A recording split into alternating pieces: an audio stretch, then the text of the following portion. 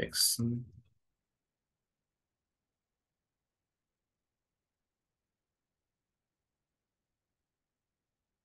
Hello, how are you? Good in yourself? Fine. Hello, everybody. Fine, Hello. thank you. Yeah, doing good here today, Mr. Sir. Yes. All right, all right. Miss Caroline, how are you? Oh, she's haven't joined. Miss Dixon, I didn't see you on Wednesday.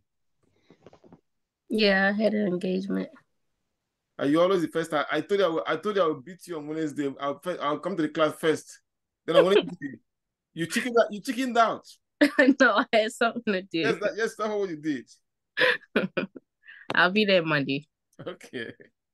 Yeah, Monday will be our last class, and our last class will be on Monday, and then on that Monday I will put the final exam on Sunday night so that you can take any time, do it during the week, and then that'll be it. Then do the final research paper. I'm missing somebody's name here. So week 7 is our last module. This is week 7. Right. So this is our last module. No, next week is our last module, week 8. Next week. Okay. Yeah. Okay. Yeah. All right. So who am I missing? Okay, 1, 2, 3, 4, 5. 1, 2, 3, 4. Who am I missing here? Oh, I put Mr. Sims. You there, Mr. Sims? Yes, I'm here. Hold on. Let me turn on my video. All right. Okay, Sal.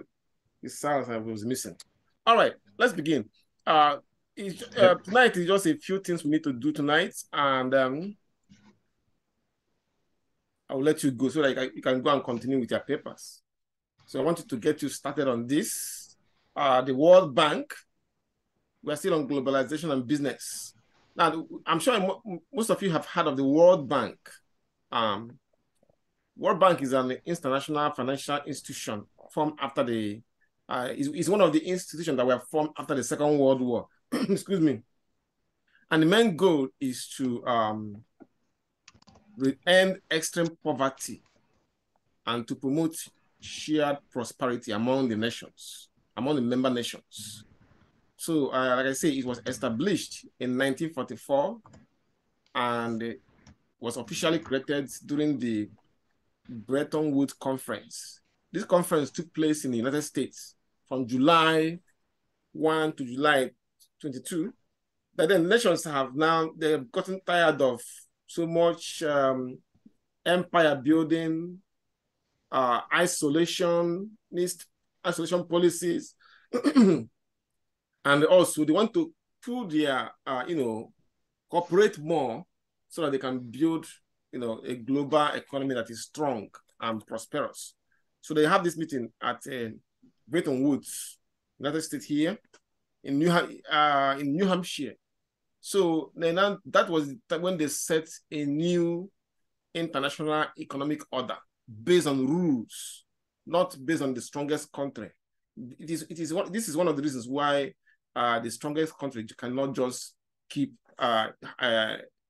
start to colonize and subjugate other countries, because everything has to go by the rules. And this standard was set by the United States of America. Anyway, then during the conference, they decided to form what they call the World Bank. The original name was the International Bank for Reconstruction and Development. So this World Bank has been involved in so many things worldwide, and they work hand in hand with the United Nations organizations. Excuse me. I hope you can see my screen. Yeah, I think you can see it. So the World Bank also has remains one of the most important source of development finance for many developing countries. When I say developing countries, not only developing countries, even developed countries too. Countries in Africa, countries in some part of Asia, and South America, like Peru. Peru is in South America, I believe. Yeah, Peru, Argentina, and so on and so forth. Now, So the World Bank loans help finance projects that improve infrastructure, like roads, water, electricity. You'll be surprised that there are some places that doesn't have regular, in America here. Yes, Mr. Star. Question. It's just only because you said they help improve infrastructure. So when we be talking about your country, like your homeland, yeah, and we talk about like the area of Nigeria where you're from, yes, like don't do the World Bank help? if they How you help said them, like don't they help? Because you said like you're like where you're from, you said like it's corrupt government. You mean if the World Bank help us too? Yeah, do the World Bank help? Like do they help? Oh yeah. The problem is this: we get a lot of World Bank help. Like there are some places some villages that don't have water. Okay. They get their water from the river. They have to go to the kids. As a kid, I grew up. We have to go to the street to get water with buckets. Okay. My brothers and my sisters. So in America here, you can turn the tap and water comes out. No, it's not like that in many countries of the world. Not only in Africa, even in Asia and some part of South America too. Okay. So now, World Bank have they give loans to states to build water projects in villages. But the problem is that we have so many corrupt politicians. The World Bank will give you the money, the assistance, financial assistance, and they have to give it to contractors. And these contractors work hand in hand with state governments. Now that is where corruption comes in, because they have to give those contracts, and then for many contractors to get a contract from the government, they have to grease their palms, offer some kind of money in terms of bribe to be awarded the contracts. So that means they build it with substandard materials, and there's after some time, so in some cases they don't even complete the project. Now the state government doesn't query them for that because they're already taking the bribe, so they are complicit. Okay. Okay. So if you go to many countries in Africa and even South America too, go to the villages, the rural area, you see there's so many World Bank assisted projects that have been abandoned. And sometimes they build it, the machine for pumping the water became went bad, maybe become damaged, and they are not repaired. Money that we made for the repair and maintenance have already been siphoned by the politicians into their private account. It's not like America here or Britain where if you touch government money, you have to account for it or you go to jail. Yeah, over there you can, easily bribe yourself through. I've seen a lot when I was in Nigeria. A lot of so many World Bank assisted projects were abandoned. Projects that were meant to make sure that the people in the villages can get potable water. There are so many of them. So they have spent billions. I'll show you some examples as we proceed in this work. And another thing is that many developing countries don't have maintenance culture. Many of them don't have maintenance culture. So like now, you will see a road that was financed by loan from World Bank. Now, in a road like in the United States, I see almost every month, I see road crew, trying to fix potholes on the road, right?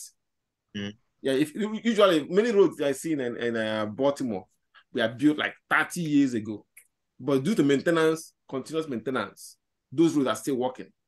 But in Africa and some Asian countries, and even some part of South America, the roads, they build it, there's a pothole for it, nobody closed the pothole, nobody fixed the pothole. The pothole now became big.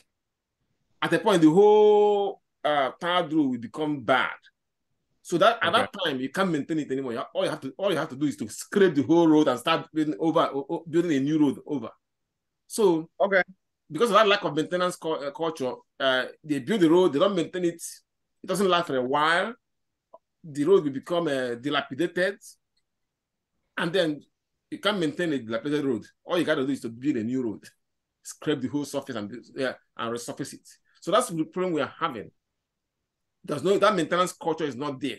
Unlike here, whereby small pothole, you call the department, public works department, they come and patch the pothole so that it won't grow bigger. So that's the problem. That because of that, many countries that benefited from World Bank projects, you don't see the dividends of that assistance. But there's one country in Africa, surprisingly, that have actually most of the finance he got from AIDS, World Bank. The country actually used the money for the purpose. The country that country's name is Rwanda. You was Rwanda. Yeah, they were. I mean, even though they have the guy is their president is a dictator, but for some reason, he sanitized the system. He's a dictator, but he's still, all the money he received from World Bank assistance, from the International Monetary Fund, and even from financial aid from other countries, due to the political and other structural problems they have, he used the money judiciously. So the West trusts him for some reason, even though he's a dictator, because he used those money judiciously. So, and he really changed Rwanda. We all know what happened in Rwanda during the genocide. Yes. But if you go to Rwanda now, you'll be surprised what was done. I'm not saying that Rwanda have changed, have become a developed country, but at least compared to what we have in other African countries in terms of using the financial assistance to do what was supposed to be done, he did a good job there, and and because of that, he's been respected in Africa because of that. Which leads us to some of the projects, some of their successful projects. The World Bank they did a lot of water projects both in Africa and South America and Asia. So their water and sanitation project has helped to build and maintain safe water supplies and sanitary sewers in Africa and other developing countries. So this has helped millions of people to gain access to clean water and sanitation. I mean, in those areas where the money was used judiciously, and improve well-being. Now, then the World Bank also helped finance construction of new highways. Yes, they have assisted many countries. At least I know of the African continent. When I was back home, I know that there are so many major roads that were built with assistance from the World Bank. But the problem is that, like I said, is the maintenance culture. Are those roads maintained?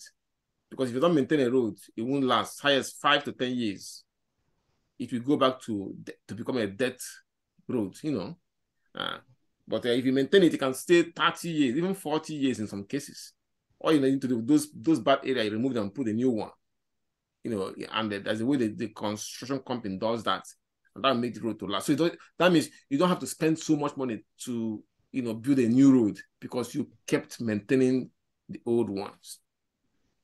So the World Bank has given loans. I will mention some countries here. They gave a loan to Kenya to help finance the expansion of their electricity grid, and this assistance brought a lot of brought electricity to millions of people in Kenya. Those people who previously did not have access to regular electricity. And then it's been working in India too to improve the quality of their education system. In India, education is, at the primary and secondary level, have a big problem. I was even surprised when I saw one news in the Economist magazines. See parents claiming the kids are taking an exam. This is like a national exam to enter that you have to pass to enter college or something like that. So their kids are taking an exam. You see the parents climbing walls to sneak in, cheat sheets, cheating paper for their children in the exam. I was surprised. So anyway, but World Bank is helping them now to improve their education system to stop, probably to prevent that kind of thing from happening. Yeah, Now, there's some criticism, of course, of World Bank. And when Mr. Sir, when you ask that question, I know that you have something in mind, criticism for World Bank. There are many of them. It has not been a perfect organization, but at least the fact that it exists and is willing to help, giving some credibility. Anyway, the criticism is based on their budget overruns, poor project oversight, and lots of abandoned projects. Now, their project for the first one is that I wrote here that the World Bank's 4.3 billion project to build dam in Lesotho was plagued by delays and cost overruns. Well, eventually they finished the project, but it didn't live up to the expectation. Now, how about Chad, Cameroon Petroleum Development and Project Pipeline? They wanted to build it. In this one, it cost $3.7 billion to develop oil field in Chad and build a pipeline that will transport the oil, because Chad is a landlocked country. It doesn't have it's a landlocked. So, and it have this natural resources of oil, but it doesn't have, because it is landlocked. It doesn't have a seaport to transport it, to ship it out. So that means that the only option for them is to build a pipeline to transport that oil from Chad to Cameroon. Cameroon is not landlocked like Chad. Let me show you what I mean by that. Let me see if I can pull out the political map of Africa, the political map, map of Africa.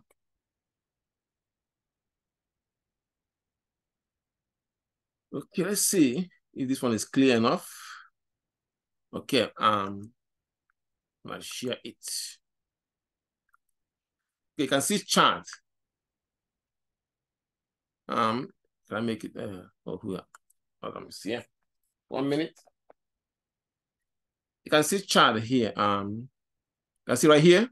Oh, I want to make it look big, but yes, we see it. Yeah, you see, it's landlocked. Yeah, it's in pink. Yeah. Yeah, see, it's landlocked. Mm-hmm. So it doesn't have a seaport, a viable seaport that they can use to ship their oil out and sell it. So the World Bank decided to help them to build a pipeline. Oh, let me show you this in contrast to Chad. I don't know where this thing is coming from. Okay, right here. Give me 1 minute. I'm going to show you this. Good.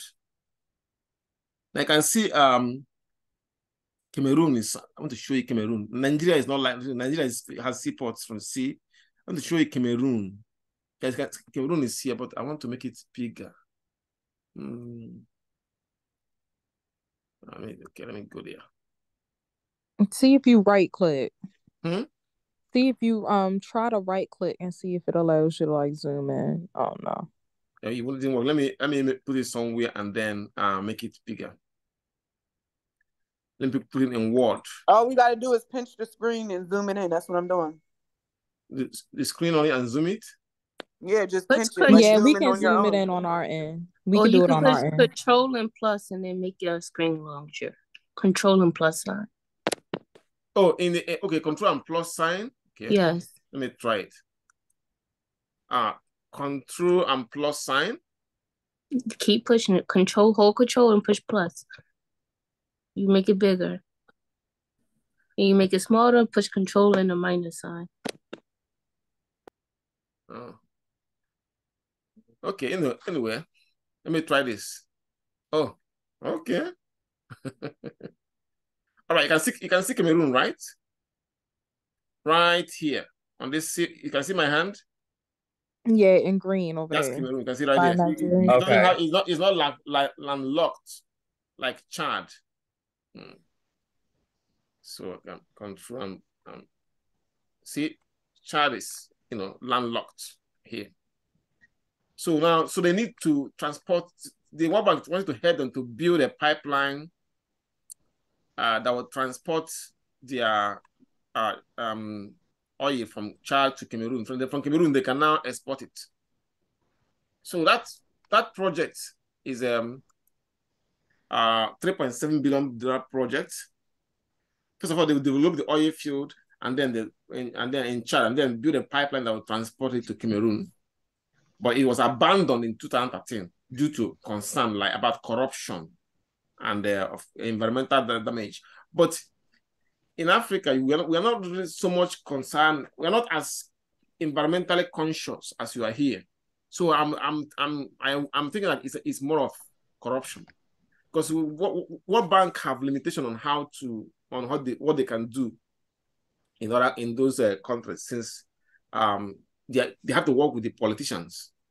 So the politicians are the problem we have. Yeah. So, and if they see that very significant amount of the financial assistance they give them will be siphoned to Swiss bank by all these politicians, they just pull it back. As the World Bank will just pull back. Anyway, I think you get the point. Now, this leads us to the next slide. I will show you how the pipeline should have, what they wanted to build. See how it would have looked like. Oh, excuse me, I think I missed something. See, look, that was the target.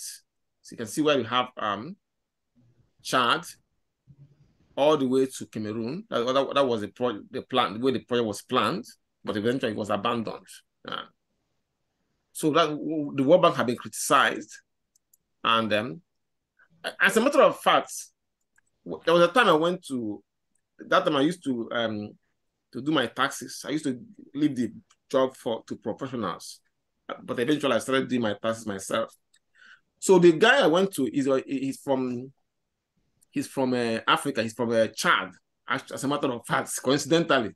Then one of his friends came to do tax. He's from Chad too, but he's an economist with he got a job with the United Nations. So we are talking. So they were blaming the West, like Europe, for all the problem we have in Africa. So then I asked him a question. There are many in your village or in your city where you live. There are so many budgets that were made to build roads, to build even to develop education system, to pay, improve the education system. But those money were diverted and embezzled by the politicians in your country. Are those politicians Europeans? That's what I ask him. Your own politicians, the money that we are supposed to build, improve the education system, build road, put water, those money were embezzled by your politicians. So instead of doing what is good for everybody, they do what is good for them and their friends. So are those atrocities committed by British? So why are British and France? Why are you blaming Britain and France for what your own people did to you? When I asked them that question, they all kept silent. So they just keep blaming. Look at this project now, that was supposed to be used to build a pipeline that by now will have helped Chad to improve the economic situation of the country. But it was because of the corruption, it was abandoned. Now, who suffers? In my tribe, we say that when elephants, when two elephants are fighting, it is only the grass that will suffer. Because they march on the grass. So when two elephants are fighting, it is only the grass that will suffer, not the elephant. So all those politicians, so they have their kids studying in America here or in Europe. Meanwhile, in their own country, their universities are on strike. Their high schools are on strike. So that the masses the poor masses cannot even afford to pay for the school fees for their kids to go to school. And besides, the teachers are being owed salaries and they're on strike. Meanwhile, they send their kids to West to study and pay cash. You see what I mean? So with this abandoned pipeline, it is not the politicians that will be suffering it. It is the citizens of Chad, the poor masses, who will actually be feeling the pain of this. In as much as we have the people organization that the United Nations, World Health, UNICEF to help, we still have problem because of corruption. Anyway, the Lesotho Highland project is another one. I think I mentioned it already. 4.3 billion projects to build a dam in Lesotho and the water transfer system to South Africa. The project was abandoned. It was plagued with delays and, of course, cost overruns. Then eventually it was abandoned in 2016. Who is suffering it? Not the politicians, not the government, but the poor masses. Yeah. Anyway, this leads us to the next international organization we'll be looking at is the International Monetary Fund. But before that, does anybody have a question for me? No, sir. Good, excellent. Now, International Monetary Fund is another organization that was formed after the Second World War, during the Bretton Woods Conference. Their primary mission is to provide policy advice, financial assistance, and expertise to its member countries. Made up of it collaborates with both developing and developed countries to address economic challenges and reduce poverty, and then promote monetary and macroeconomic stability. Now, before you get the country get a UNICEF assistance, they will give you their condition. You have to meet certain conditions before you can get the assistance. For example, if they look at your country, if your country is wasting money, basically, they might ask you to cut expenses in certain sectors, and they might ask you to do certain things to make sure that money they are giving you will be used judiciously and then will be paid back, because they're not giving you the money as a grant, it's loan. So they ask you to do certain things to improve your economy, things that will generate jobs, generate income, and then eventually give you'll be able to pay them back. So many countries that took IMF loan they failed really because they couldn't meet up with many of them did not implement the policies that IMF that they agreed before they received the IMF loan.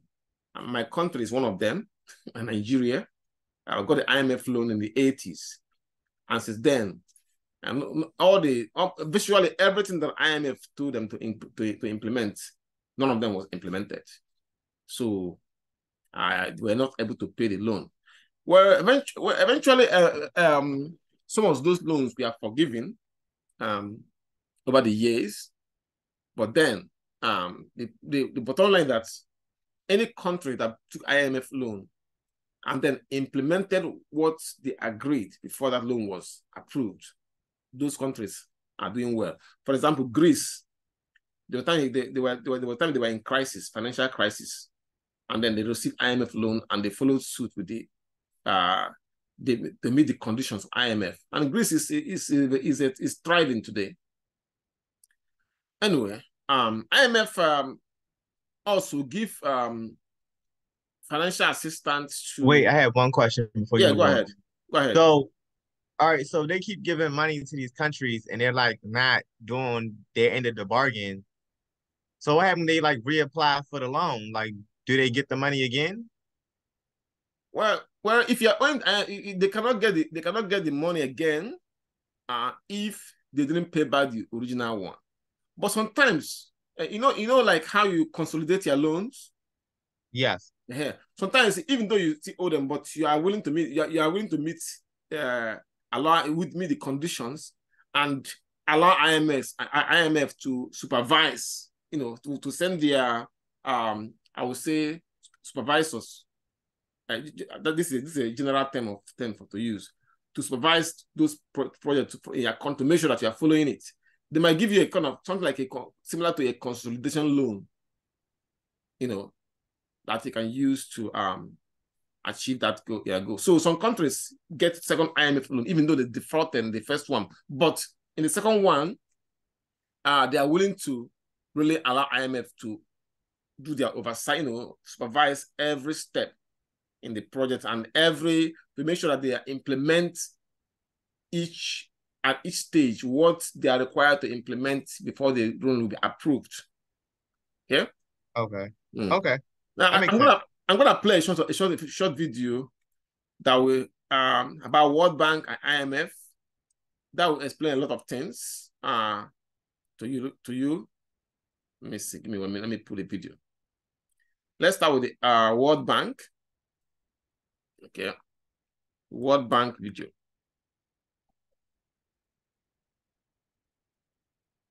All right, see.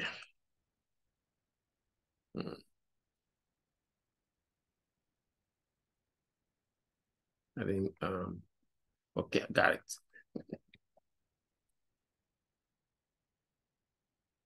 Reverse type 2 diabetes in record time. Put 1 drop of this revolutionary liquid under your tongue after every meal. With thousands of employees and 189 member countries, the World Bank is one of the most powerful countries the world. Can you hear the sound? Hello? Yeah, we one of the most powerful. You can hear 189 member countries, the World Bank is one of the most powerful institutions in the world, funneling billions of dollars every year into ending global poverty. But as the World Bank has grown larger, it's also become more dysfunctional. High budget projects with little oversight have reportedly led to corruption, cover-ups, and severe unintended consequences. So what exactly is the World Bank, and how did it get so powerful? Well, the World Bank, like many other international organizations, was created in the aftermath of World War II. In 1944, as the war was coming to an end, allied nations, including the United States and the United Kingdom, created the International Bank for Reconstruction and Development, or IBRD, to rebuild Europe. In 1947, this bank issued its first loan to France, which had been heavily bombed during the war, and it financed similar initiatives throughout the 1940s and 50s. Eventually, the IBRD became known colloquially as the World Bank. In the early 1970s, as post-war reconstruction was winding down, the World Bank shifted its focus to reducing global poverty. Instead of funding only construction projects like building dams and generating electricity, the bank oversaw programs related to food production, health, nutrition, and development, all addressing poor communities. By the early 1980s, the World Bank wasn't only made up of finance and infrastructure experts like economists and engineers, but also society-focused experts like anthropologists and social scientists. These experts not only collaborate on infrastructure projects, but work with local governments on policies and institutions that bring people out of poverty. For instance, in India, the World Bank has funded the construction of nearly 10,000 miles of roads that connect poor rural communities to schools, markets, and clean water sources. The projects stimulated rural economies and improved quality of life for thousands of people. In the past 45 years, the World Bank's objectives have largely remained unchanged. The bank's 2 stated goals are to reduce extreme poverty, that is, people living on less than roughly $2 a day, and to raise incomes of the poorest 40% of the population. It plans to do this by issuing low-interest loans and low to zero-interest credits and grants to developing countries. Oftentimes, the World Bank funds initiatives on its own, but it also partners with governments, private banks, and other organizations like the World Trade Organization or the UN. The World Bank gets its funds by selling bonds to investors, collecting subscription fees from member governments, and net earnings from its assets. But many have alleged that these projects often hurt the poor rather than help them. According to a 2015 investigative report, nearly 3.5 million people have been displaced over the last decade to make room for World Bank-funded projects. The organization has rules for so-called involuntary resettlement, ensuring that families are not forced from their homes without warning and that those who are evicted are safely resettled elsewhere. However, the World Bank has reportedly failed on many occasions to live up to these standards. For instance, in 2007, the bank loaned nearly $70 million to Kenya's National Forest Service for a conservation project. However, Kenyan authorities reportedly used the money to forcefully evict thousands of indigenous people who had been living in the project area.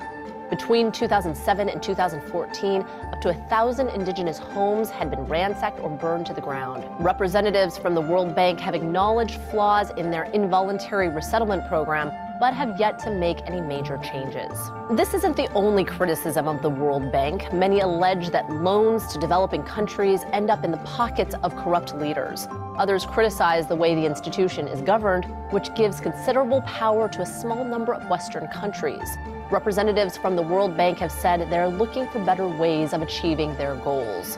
So while the bank remains a noble entity working to end global poverty, it seems it has its own problems to fix as well. The World Bank was created in tandem with the International Monetary Fund, and the two financial institutions still often work hand in hand. So what is the IMF exactly? Find out in this video. Since World... Oh, excuse me, sorry. All right. World War II, the world's economies have become interdependent on each other through trade and investment.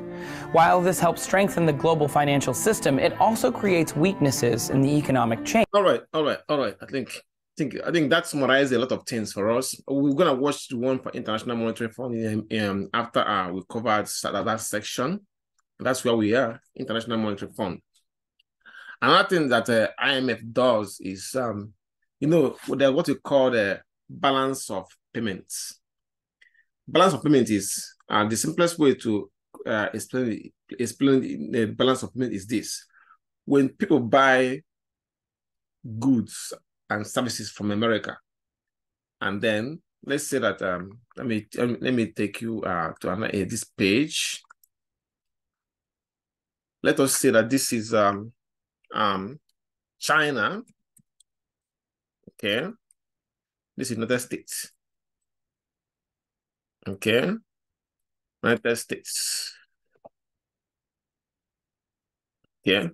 Now China buy goods from United States, and then US also buy goods from China. Now China buy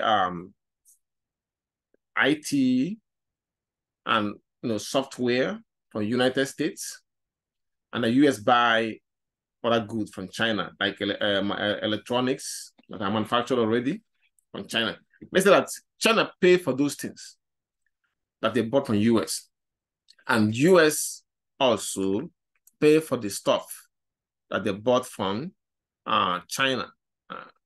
So I'll make this make it bigger. Okay, so for those stuff that they bought from China, they paid.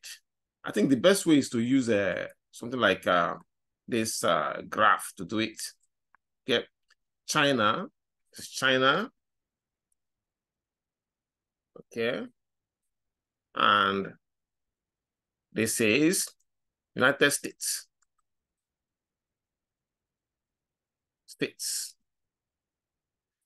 So China paid US, let's say they pay US $2 billion.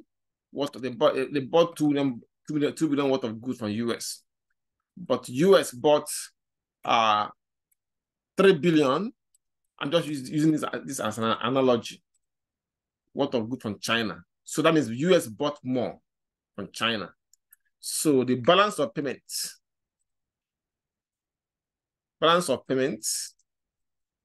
means for US payments for US is $3 billion minus $2 billion. That means US is making is losing $1 billion. It's a deficit. Yeah, deficit of $1 1 billion. Excuse me. 1 billion. Because they bought more from China. So this is called a deficit. See? And the US have been running deficit for years for China. Now, but for China, the balance of payment for China, balance of payments for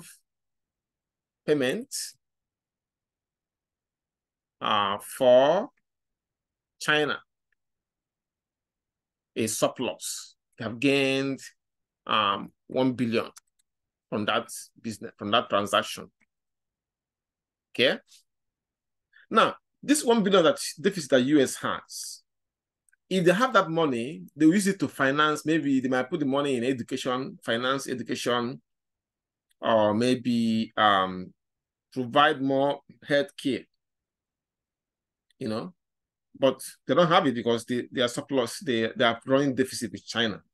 Now, it's not a problem for US because China, eventually, Chinese investors eventually turn back and buy US bond. So eventually that money still come back to US. So that's why US can be running deficit for so long, but it's not really affecting the economy because at the end of the day, those countries that they run deficit with turn around and buy US bond because US bond is the safest in the world. However, for other countries like developing countries, it's a big problem. If they run deficit, deficit means that, let's say that your income is in a month is 3,000, but your bills is 4,000. So you're running a deficit of 1,000. You have to figure out how to get that 1,000 to be able to make rent or pay your bills. So that's a problem for you. But if you are getting other income from other places, maybe then it won't be a problem. But for small countries, I mean, not small countries, undeveloped countries or developing countries that doesn't have any other source, deficit is a big problem. That means they cannot fix their roads, they cannot pay salary to their workers, they cannot do a lot of projects that will help the citizens. So countries that have this kind of, they call it balance of payment problem. Countries that have it, the IMF usually steps in and give them loan to finance that deficit. So eventually, like Mr. Sarr asked me a few minutes ago, if those countries doesn't pay that loan, what will happen? Are they going to get another loan? Sometimes, if there is the country is really in a very bad shape, that people are really suffering, and they come for IMF for help, for help. So just like the way you do your consolidation loan or refinancing, IMF, if they look at the situation, and at that time, when the country is almost on their knees, they are willing to accept everything that all the condition that IMF will give them. So you see them, IMF will give, okay, they can refinance the loan and give them a new loan, and then monitor how the money is being used. Yeah. But it's not like you come for the loan the second time, they just approve it. No, they don't approve it. It might take years. They might not even approve it.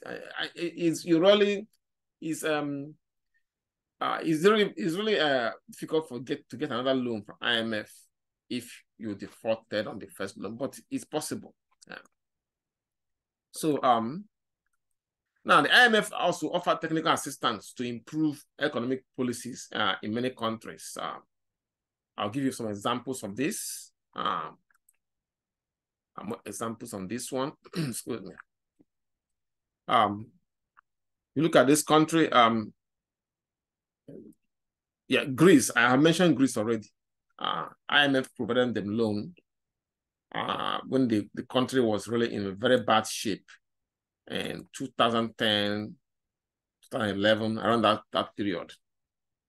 So that assistance helped Greece to stabilize their economy and prevent the default on other loans that they have. Then IMF also provided technical assistance to China that helped them to reform their financial system. Now, countries, I think I mentioned Rwanda too. IMF helped Rwanda. They provided financial assistance to Rwanda after the 1994 genocide. Yeah. So so many other things that they did. At this point, I think we are ready to play a short video on the IMF.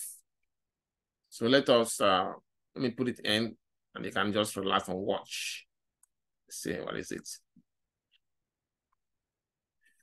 Okay.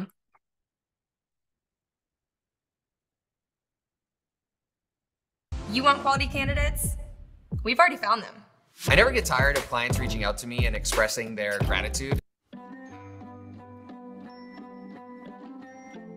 On June 30th, 2015, Greece missed a major loan repayment deadline to the International Monetary Fund. The IMF provided 32 billion euros in emergency loans to keep the Greek economy from collapsing. So why did the IMF take a risk on such an unstable economy? And what exactly is the IMF? The IMF was created alongside the World Bank in 1945 as overlapping finance arms of the United Nations. The World Bank focuses on financing and investing in developing countries, as well as eliminating poverty. The IMF primarily monitors exchange rates, stabilizes international monetary systems, and fosters global financial cooperation.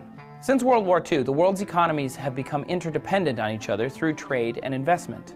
While this helps strengthen the global financial system, it also creates weaknesses in the economic chain.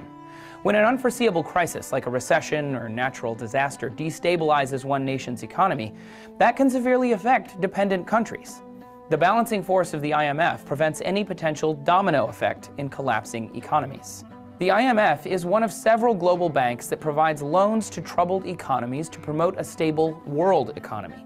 The IMF and its sister organization, the World Bank, tend to serve more Western interests, like the US and the EU, while other global banks, like the New Development Bank and the Asian Infrastructure Investment Bank, serve Chinese and Russian interests more. In total, the IMF has 188 member states. After the global financial crisis of 2008, African countries were hit hard. The demand for imported goods from Africa declined and international growth rates slowed. In response, the IMF proactively made billions of dollars available to places like Ghana at extremely low interest rates. With this support, Ghana's growth rate increased to over 9% in 2011 and remains one of Africa's frontier emerging markets. Currently, the IMF's biggest borrowers are Portugal, Greece, Ireland, and Ukraine. The IMF also gives precautionary loans as a sort of preventative measure before things get too bad. Receivers of precautionary loans include Mexico, Poland, Colombia, and Morocco. Despite their support, the IMF has been widely criticized for allowing disparate levels of influence. This is because member nations which invest more money in the IMF get more voting rights. The US comprises nearly a fifth of all available votes because they are the largest contributor. Additionally, since the IMF is somewhat of a last resort, countries in trouble have no choice but to agree to significant austerity measures that may not necessarily be in their best interests or agree with their ideologies. While the IMF is a powerful force within the world economic balance, it also openly serves the interests of its member countries. With so much influence in the political policies of struggling countries, it is dangerous to try and treat domestic problems with simple cash infusions and austerity measures. However, without it, countries like Greece may face worse alternatives. If Greece leaves the Eurozone over money woes, it would be devastating to all of Europe. The European Union is also at risk after Greece's refusal to accept a bailout. To learn more about the future of the EU, check out our video here now. But the 2008 recession put a huge damper on the EU's success. So you see the point? So, like I said, IMF, to give you a condition, one of the conditions is that the country have to implement austerity measures. It's just like I want to give you a loan, but I want you to cut down your expenses so that I'll be sure that you pay me back the loan. So, austerity measure might be a lot of things. It might cause require the country to devalue their currency, to take so many measures, and the politicians in those countries don't like this. So that's why sometimes they implement it halfway and stop. Then eventually they won't be able to pay back the loan. Anyway, I think you get the point. These two agencies have been very helpful worldwide. They have not been perfect in their activities.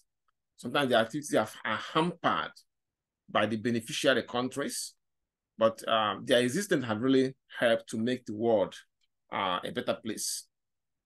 At this point, we are ready to look at some trade policies.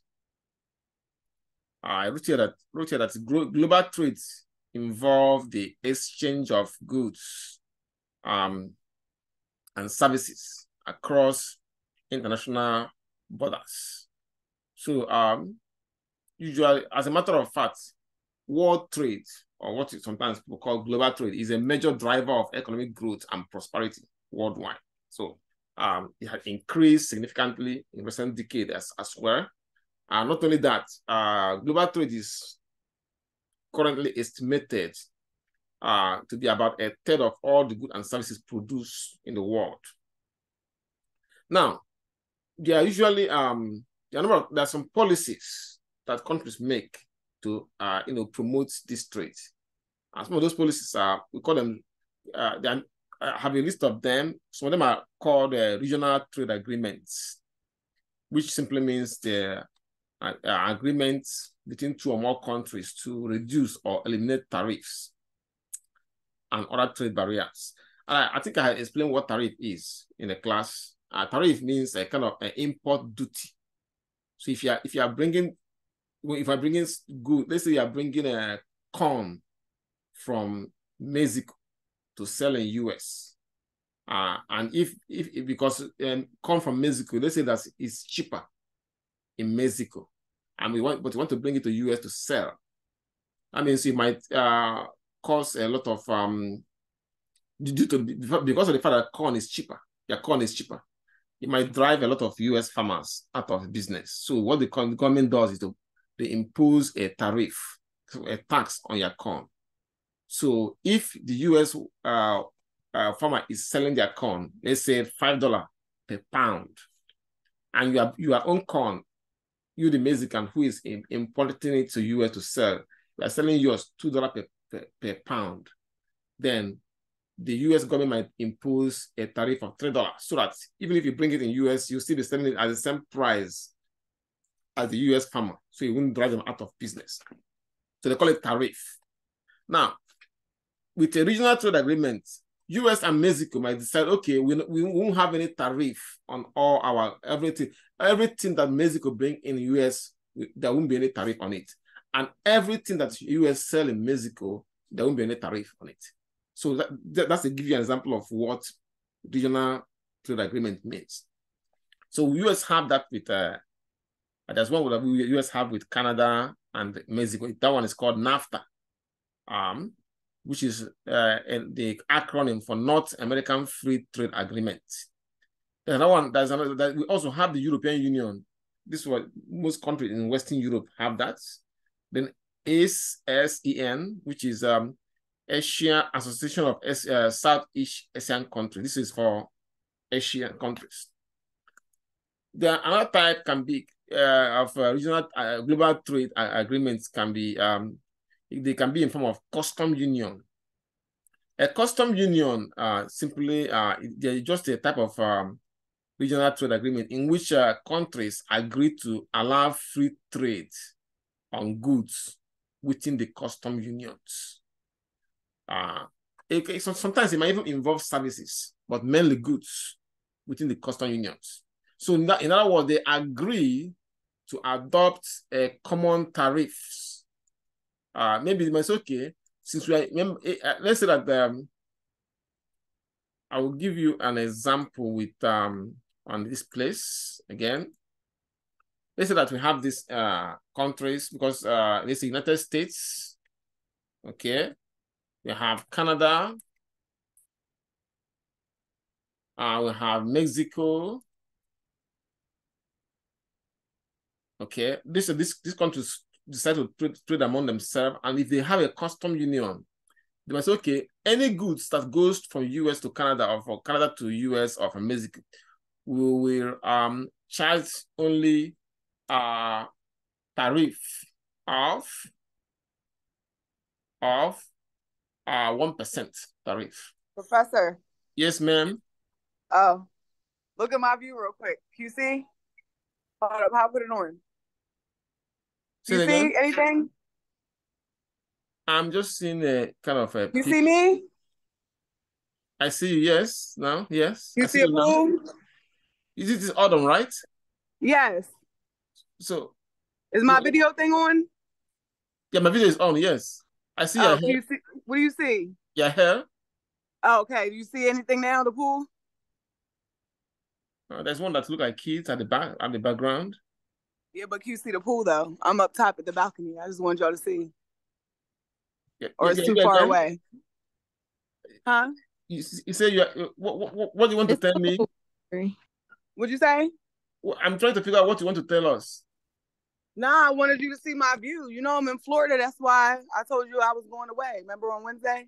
But I came out here today and it looks real pretty. I just wanted y'all to see it, but I don't know if it's working the camera or not. Oh, I see.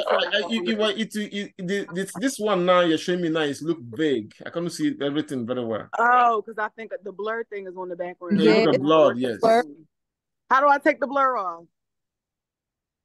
Yeah, professor is Mr. Otto. Your professor is not IT specialist. Oh, wait. I see it. Hold up. All right, there we go. Can y'all see now? Oh, it's better now, yes. It's on the roof. Yeah. It's on the roof. Well, I'm like up here, but this is the pool area down here. It's like three different, like a bunch of different pools. Yeah, look these. Yeah. Okay, I see the blue swimming pool. Okay, I see it now. You hate it. You try it like you don't see it. It's like, no, I'm playing. No, I'm seeing it now. Before it was blurred. It wasn't there. Yeah, that was my fault. Because when I first did it, I'm on my phone. I left my laptop. I had put the thing on. I was trying to set it up. I'm still trying to learn how to work it. But I'm sorry. I didn't mean to interrupt. I just wanted y'all to see. But do you see the presentation I was giving? Like yeah, I can see you. I can see you.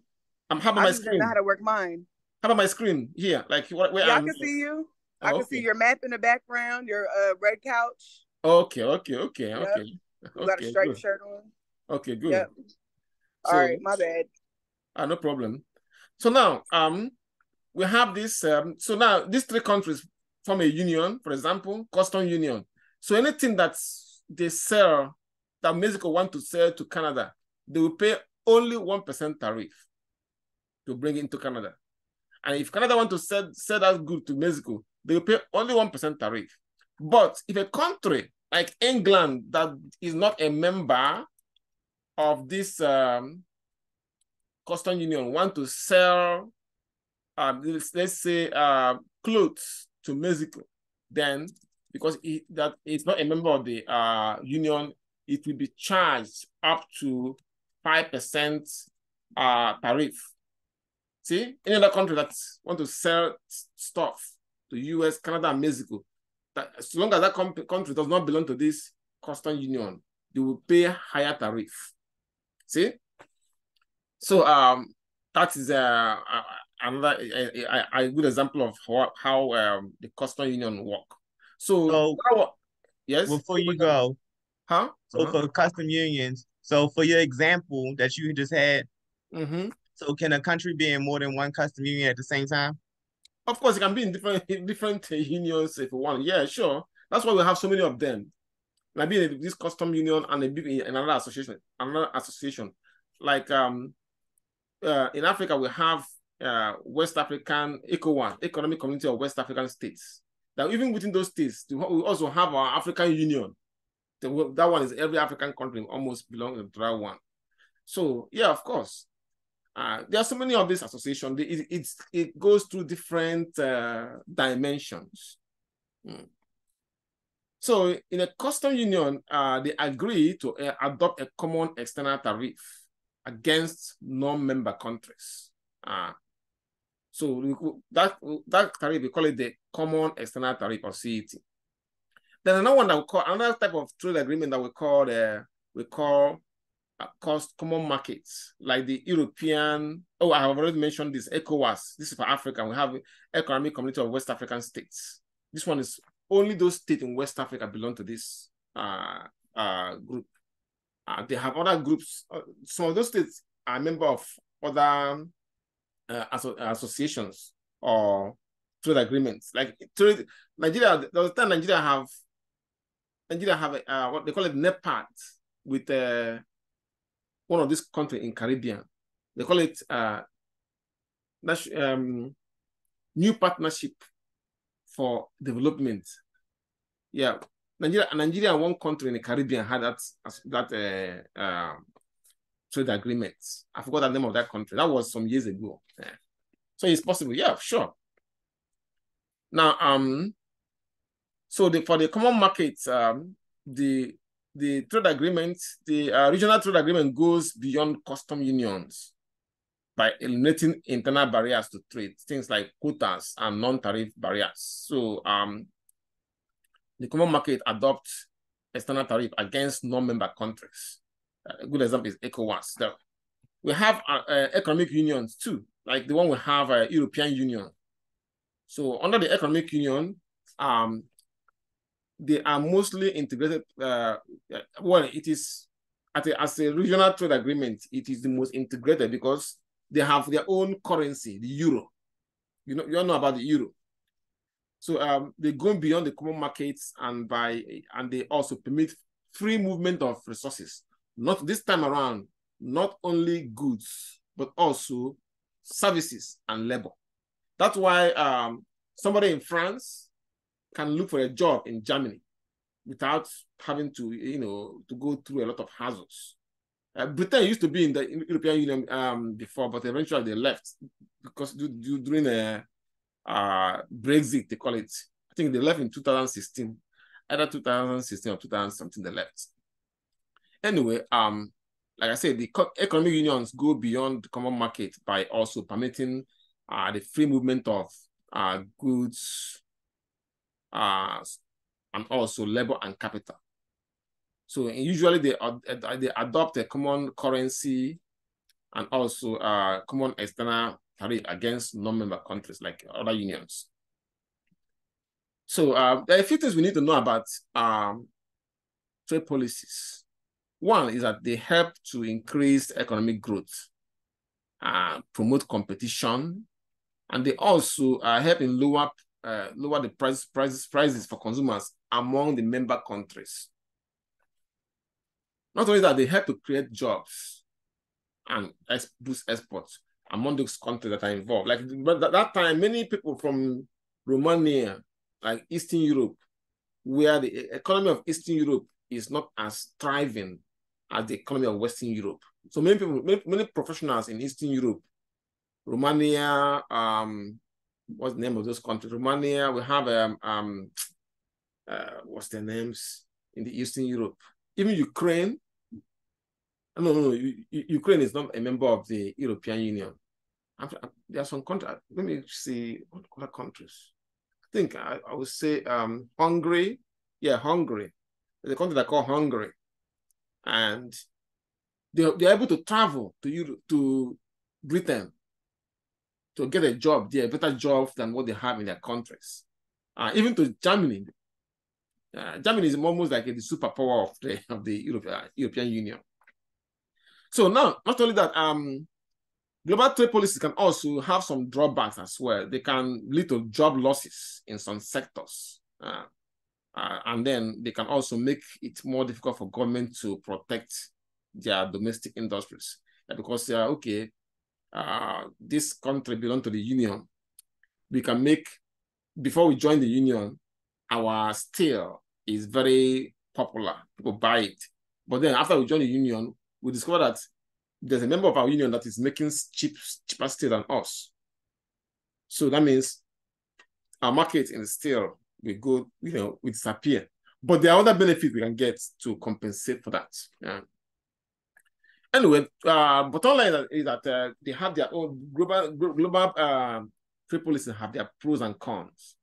And they are also a complex issue with both benefits and drawbacks.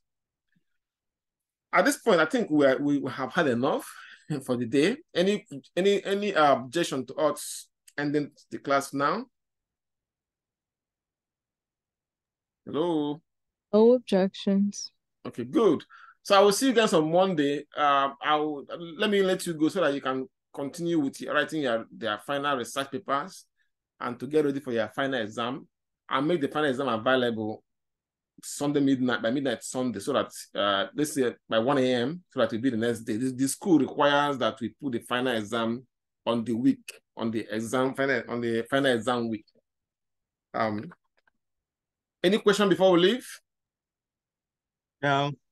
All right. See you on Monday then. All right. See you Monday. All right. Have a good one. Bye-bye. You too. Bye-bye. Bye-bye.